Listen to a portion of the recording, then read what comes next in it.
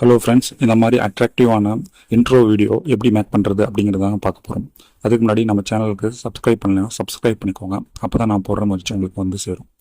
InShot என்ற app download பண்ணிக்கோங்க. இது ப்ளே ஸ்டோரில் அவைலபிளாக இருக்குது.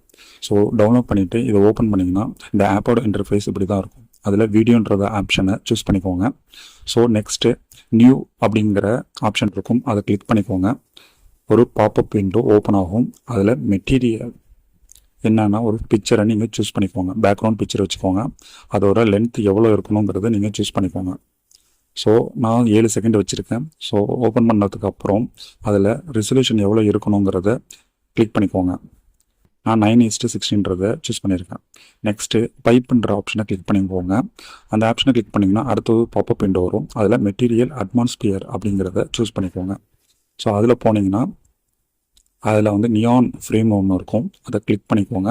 அதை கிளிக் பண்ணிட்டீங்கன்னா ரைட் சைடில் ஒரு ரெக்டாங்குலர் டாட் இருக்குது பாருங்கள், அது கிளிக் பண்ணிங்கன்னா அது ஃபுல் ஸ்க்ரீனில் வந்துடும்.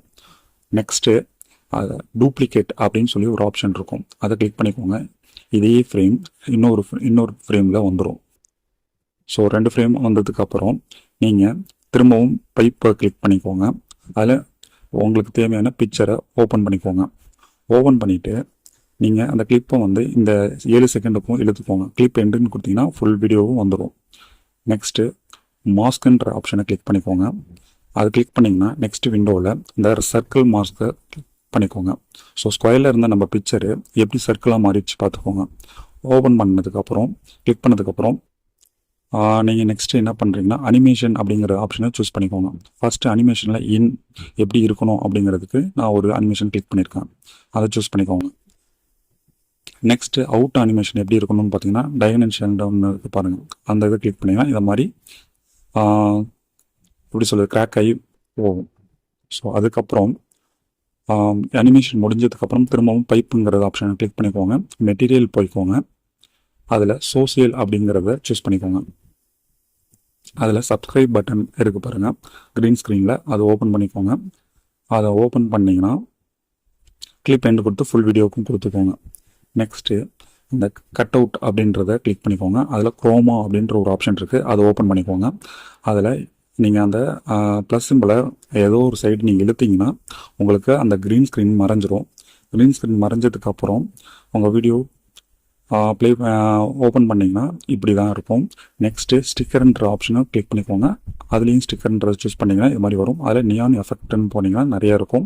அதில் இந்த வீடியோவுக்கு உங்களுக்கு எது சூட்டபிள் ஆகும்னு நினைக்கிறீங்களோ அந்த எஃபெக்டை சூஸ் பண்ணிக்கோங்க. நான் எனக்கு இந்த இதுக்கு சூட்டபிள் ஆகும்னு நினைக்கிறேன், ஸோ அதை நான் யூஸ் பண்ணிக்கிறேன். ஸ்ப்ரிங் மாதிரி இருக்குது பாருங்கள், கொடுத்துட்டு உங்கள் வீடியோவுக்கு எங்கே தேவையோ அங்கே ஃபிட் பண்ணிக்கோங்க. ஃபிட் பண்ணிவிட்டு கொஞ்சம் ப்ளே பண்ணி பாருங்கள். இது கொஞ்சம் பார்க்குறதுக்கு கொஞ்சம் அட்ராக்டிவாக இருக்கா?